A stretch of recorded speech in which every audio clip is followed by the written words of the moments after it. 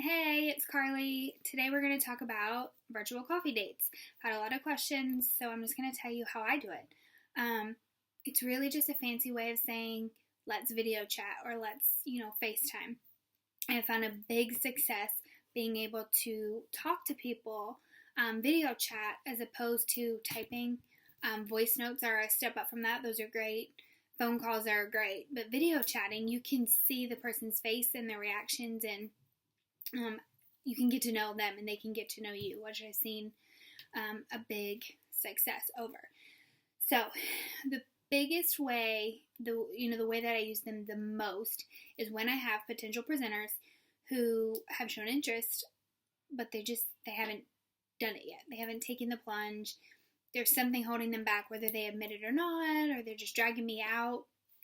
I just invite them to have a coffee date. I'd love to take you out to coffee. I live in another country, so let's set up a virtual coffee date. I mean, you do everything else online. You do parties online. You shop online. Why not a coffee date? So they're like, what in the world is a virtual coffee date? Now, I've got a lot of questions. You don't always have to buy them like a Starbucks gift card or a coffee gift card to do it. You can just call it a virtual coffee date and set a time that, that works for them when the kids are at school or whatever, and video chat. My people who are really interested, sometimes they do that because it just makes it more personal and more fun, but you don't have to do that. So I just tell them how it works. Like, let me know when's a good time for you. We'll set it up. We'll video chat. We'll chat. It'll be fun. And then before we set up that time, I go through, read through our messages, look at their profile to write down any common interests that we have. I don't always know these people very well. What their hesitations were, have they been a hostess, what products do they have, whatever. Just like you would take a potential presenter to coffee or a dinner, like a one-on-one little presentation, but I like mine to be informal. I wouldn't whip out my PowerPoint and go through it. But you would have your products, or you would have different things around you to help you. So that's the biggest thing. And then I just have a list of things that I want to touch on, and I'm just there to answer their questions. And then I think Amber Voigt somewhere has a little script that I have written down that's followed at the, she uses on 3-way calls. And at the end of it, you're like, so it sounds like you're ready to join. And it almost gets them to say well, yeah, I am. I really am ready to join. And then if they have a hesitation, they'll tell you, and you likely can get over it, or if nothing else, you've made that connection and you can move on from there. So that's the biggest way that I do them. I use those on a regular basis.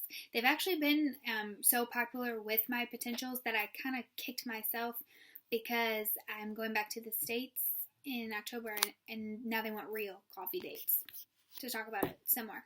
But anyway, okay, in July, when I did a big recruiting spree, I messaged a lot of people that maybe I hadn't talked to about Younique in a while, but most of them I had talked to about some point. I've talked to everybody on my Facebook. And I just said something like, hey, we haven't talked in a while. I'd love to catch up. Let's set up a virtual coffee date. And most people were like, what in the world? Same thing. People don't have a clue what you're talking about.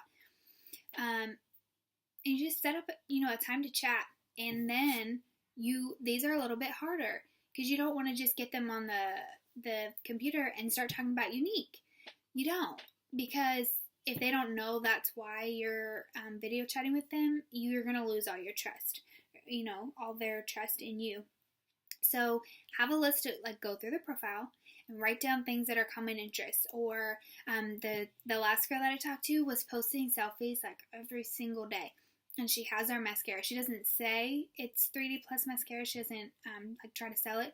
But every single one of her selfies, her mascara looks amazing. And so I just asked her about, oh, you just got back from Disney World and blah, blah, blah, blah, blah. We're getting ready to travel to Italy. I know you used to live there. Whatever. A reason. Find something to add. People like to talk about themselves. But then you have to have somewhere a list, whether it's they take great selfies, that they're a stay-at-home mom, that they hate their job, they talk about how they wish they had more money, they talk about Christmas and you have a way for them to pay for Christmas. You have to have something, some way planned already in your head how you're going to bring that around. So you let them talk about them for a while, and then you find a way to slide it in. Like maybe it's been 6 months since you talked about Younique, but they talk about themselves, and like the selfie girl. I really just asked her. Okay, I just gotta ask. I gotta be honest. You know that I work in Younique, and most of my business is selfies. Yours are amazing. Give me your tricks. How do you take such good selfies? And then she'll feel flattered, and maybe she'll give you some tips. I don't know. But then you just tell her, like, I wish I had somebody like you on my team. Like, you have to be doing this with me. And just play off their answers. So those are my biggest tips for those. If you have to already know an idea of how you're going to wiggle Younique into it. Just think about why you think they'd be so great and find a way to bring up that topic. Sounds crazy, but I mean, it works. Those, for me, don't always immediately join, but I've replanted that seed, and now we have a friendship, like a stronger friendship, even if they think I'm crazy virtual coffee date girl, whatever. I've also done these virtual coffee dates, these one-on-ones for products, because I've posted about them. That's what I do for my local customers. We just get together and have one-on-one product meetings, and we play makeup, and that's how I do most of my sales. So we just schedule them virtually, even as simple as right now eyebrow gel. We're all advertising that, or liquid foundation, and people are like, what's eyebrow gel, or how does it work? Girl, FaceTime me real quick. Google Hangout me real quick. What time do you get home from work tonight? Let's FaceTime for a couple minutes. I'll show you. It's just that simple. If you can get them face to face, then while you're showing them your eyebrow gel, and you're like, oh my gosh, in this liner, or if you're showing them the eyeshadow palettes, before you like, hold on, I'll show you the color, but I gotta put the primer on first. Like, what primer do you use? It's so easy to upsell when you are face to face with people, and it's the same way virtually. You just have to, people don't think about the other stuff, but if you're with them, they're with you. They're like, oh yeah, I do need a primer, and oh yeah. And then they see your personality. You're not just another sales girl. That's the biggest reason that I do it.